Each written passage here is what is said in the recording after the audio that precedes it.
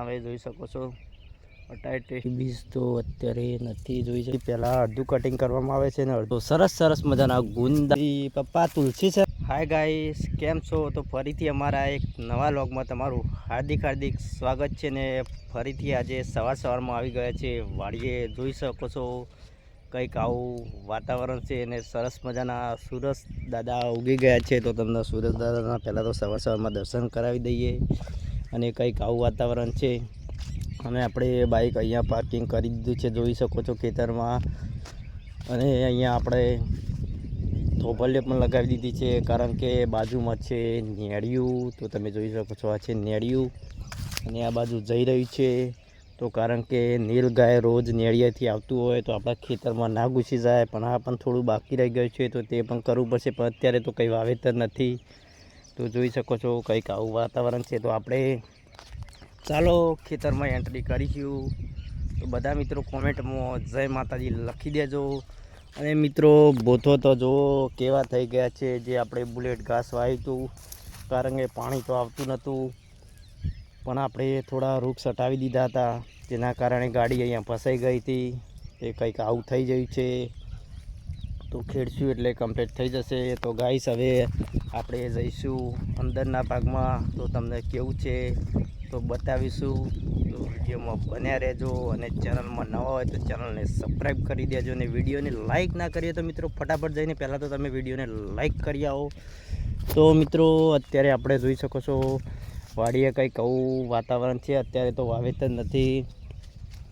અને આ છે મિત્રો ગુંદી. તમે જોઈ શકો છો સરસ મજાના ગુંદા આવેલા છે. તમને બતાવીએ અલગ ફળફળાદી આવેલા છે, ગુંદા આવેલા છે. તો અત્યારે આપણે વાડીએ શું કામકાજ કરવાનું છે તો તમને બતાવીએ. તો અત્યારે મિત્રો જે આપણે લેબડા ને હટાવ્યા હતા તો આ સૂકો કરીને આપણે પાથરા ભેગા કર્યા હતા. તો અત્યારે મમ્મી પપ્પાને પાથરા ભેગા કરી રહ્યા છે. જોઈ શકો છો આ બધા અલગ પાથરા પડ્યા છે. જય માતાજી મમ્મી, જય માતાજી પપ્પા, જય માતાજી. જય માતાજી પપ્પા અત્યારે ભેગા કર્યા છે કારણ કે જોઈ શકો છો આ બધું સળગાવવાનું છે કારણ કે વધનું પડ્યું છે. ને પપ્પાએ તો ઈંડા ઘણા બધા ગોદી નાખ્યા છે. જોઈ શકો છો આ બધું આ રીતે વાતાવરણ છે.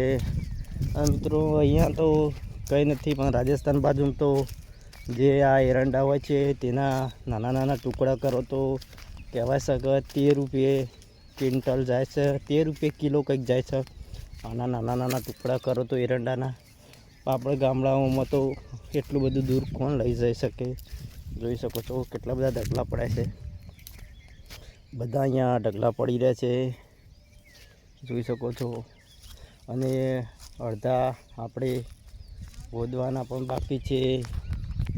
તમને બધું બતાવીએ કે વાડીનું વાતાવરણ કેવું છે.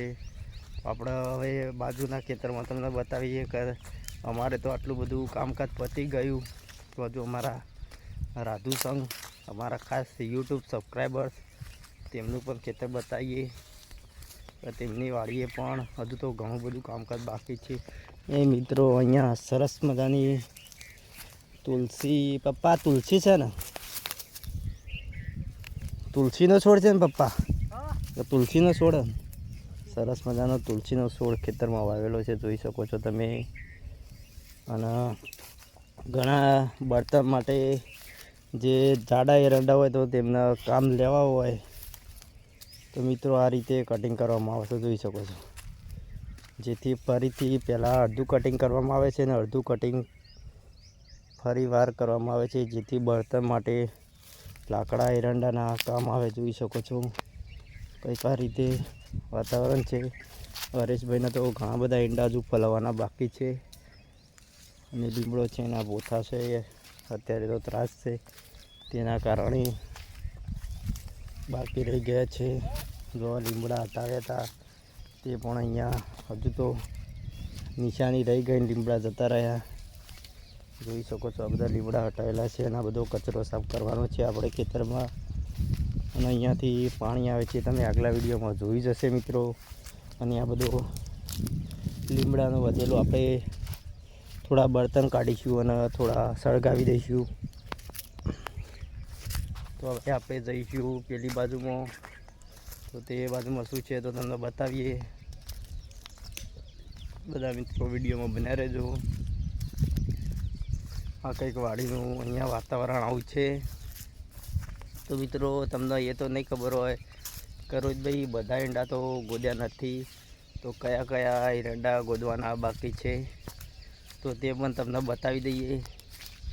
તો મિત્રો જોઈ શકો છો આ ભાગના બાકી રહી ગયા છે. આ ભાગના એરંડા ને ચીકુડી તો કેવી સુકાઈ થઈ ગઈ છે જોઈ શકો છો. આમાં મિત્રો બીજ હોય પણ અત્યારે તો છે કે નહીં, બીજ તો અત્યારે નથી જોઈ શકો છો.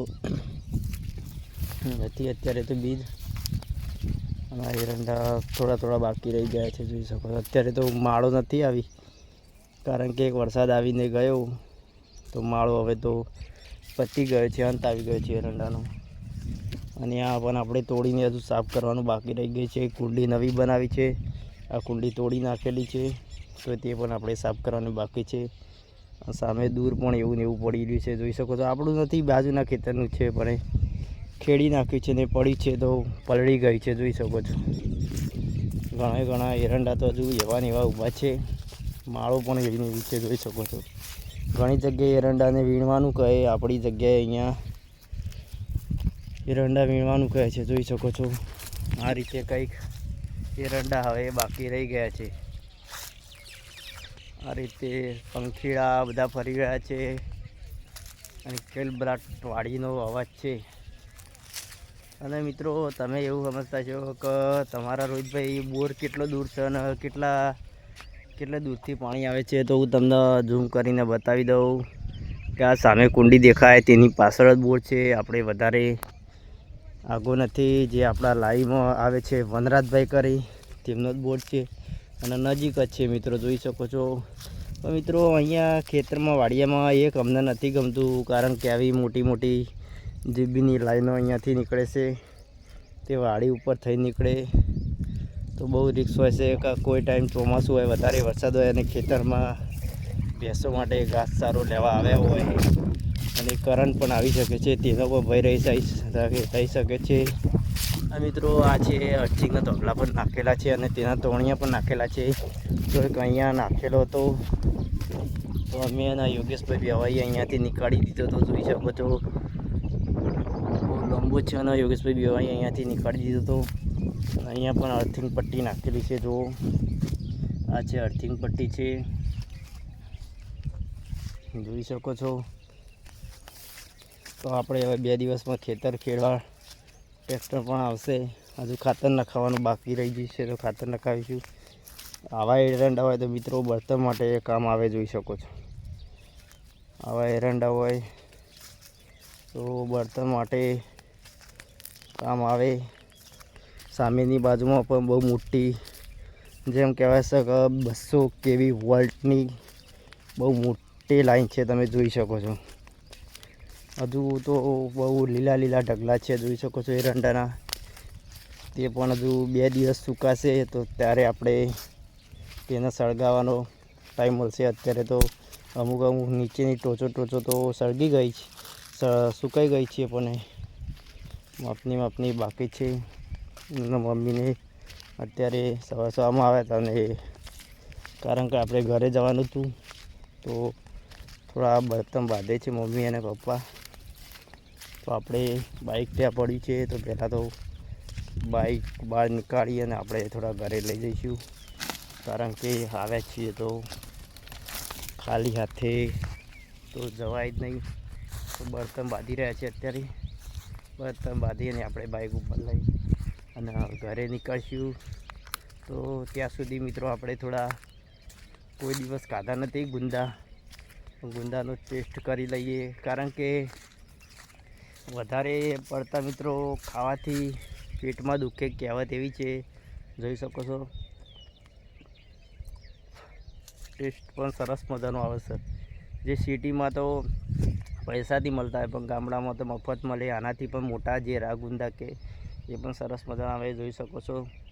અત્યારે ટેસ્ટ કરી રહ્યા છે, તમારે પણ ટેસ્ટ કરવો હોય તો આવો.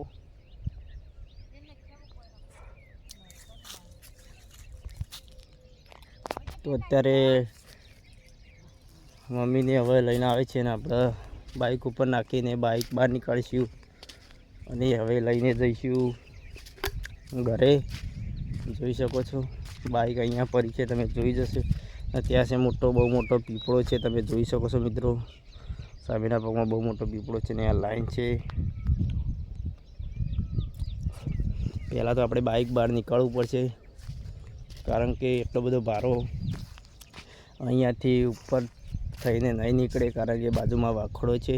તેના કારણે બધા મિત્રોને જય માતાજી, જય દ્વારકાધીશ, જય મોગલમાં. મળીશું ફરીથી નવા વ્લોગ સાથે, તો આવજો.